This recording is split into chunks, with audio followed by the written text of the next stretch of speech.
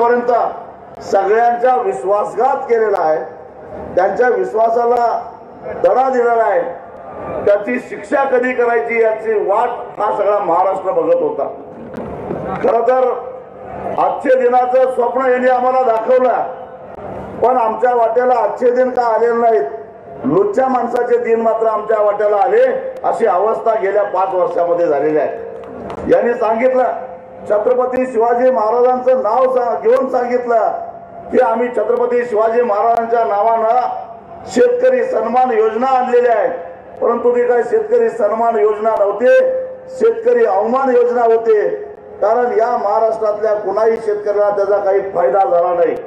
34,000 कोटी रुपये देतो म्हणाले, परंतु 16-17 हजार कोटीच्या वर तर आकडा जायला तयार नाही, आणि त्यामध्ये सुद्धा अनेक मुंबईतल्या शेतकऱ्यांना लाभ मिळाला असं मी ऐकलं।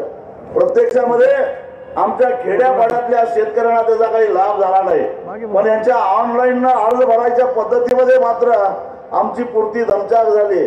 शेतूवाल्यांना आम्हाला दमवलं, तलाट्यांना आम्हाला दमवलं, सगळ्यांनी आम्हाला दमवलं।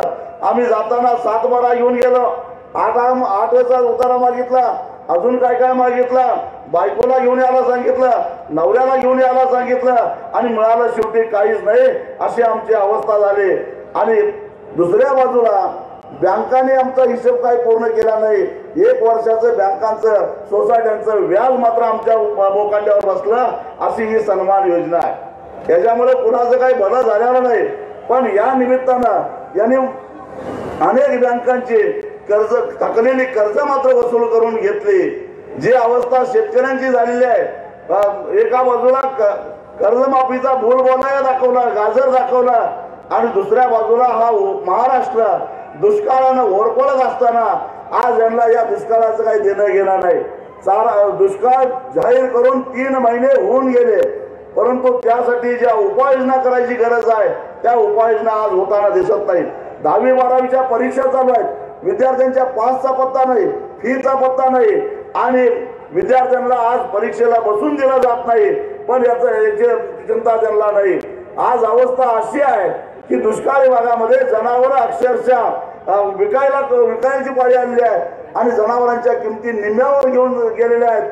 कारण का तर शेतकऱ्याला विकणाऱ्या शेतकऱ्यांची संख्या जास्त, विकत घेणाऱ्यांची संख्या कमी, चारा नाही, पाणी नाही, आणि चाऱ्यासाठी पाण्यासाठी जनावर वणवण भटकत आहेत, पण यांना याची दया यायची गरज नाही। चारा छावण्या चालू करतो म्हणाले, आम्ही म्हटलं दावणीला द्या, दावणीला होते छावणीला द्या, पण छावण्या नाही, दावणीला नाही, चाराच नाही, फक्त घोषणा झाली, शेतकऱ्याच्या पदरामध्ये काही पडलेलं नाही। शेतकऱ्याच्या आत्महत्या गेल्या 5 वर्षामध्ये दुपटीनं झाल्या, हे आम्हाला आजचे दिन आले।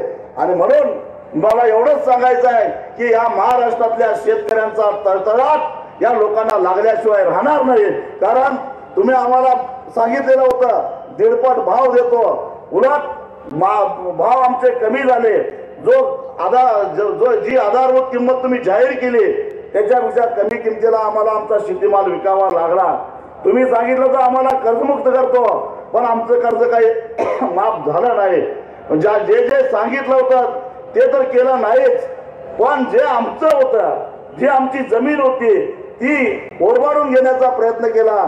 2015 साली यांनी भूमी अधिग्रहणाचा नवा कायदा सभागृहामध्ये आणला, आणि त्यामध्ये आज ज्या पद्धतीनं शेतकऱ्यांना जमीन घेतल्यानंतर 70% शेतकऱ्यांची संमती घ्यावी लागते, 5पट बाजारभावापेक्षा 5पट किंमत मिळण्याची तरतूद कायद्यात आहे, तो कायदा बदलण्याचा सुद्धा प्रयत्न या सरकारने केला। कारण उद्योगपतींच्या घशामध्ये शेतकऱ्यांच्या जमिनी घालायचा यांचा डाव होता। कदाचित त्यांना असं म्हणायचं असेल, तुम्ही आमच्या कुळ कायद्याने जमिनी घेताय काय, आता त्या जमिनी आम्ही वेगळ्या पद्धतीने परत घेतो, असा डाव या लोकांनी रचलेला होता।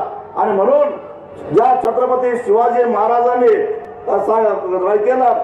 आपल्या सैन्याला आदेश दिलेला होता की शेतकऱ्यांच्या बांधावरून जात असताना शेतकऱ्याच्या कवताच्या काडीला जरी धक्का लागला तरी याद राखा, असं सांगणाऱ्या छत्रपती शिवाजी महाराजांचे 13वे वंशज छत्रपती उदयन महाराज या ठिकाणी निवडणुकीला उभे राहिलेले आहेत। गेली 10 वर्ष मी त्यांच्याबरोबर सभागृहामध्ये काम करतो।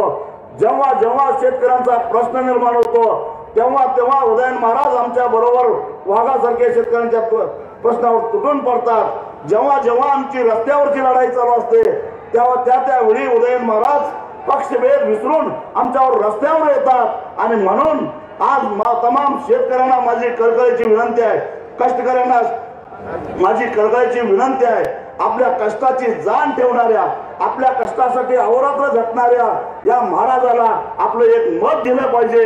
हे मोलाचं मत द्या एवढीच विनंती करतो आणि इथंच थांबतो। धन्यवाद।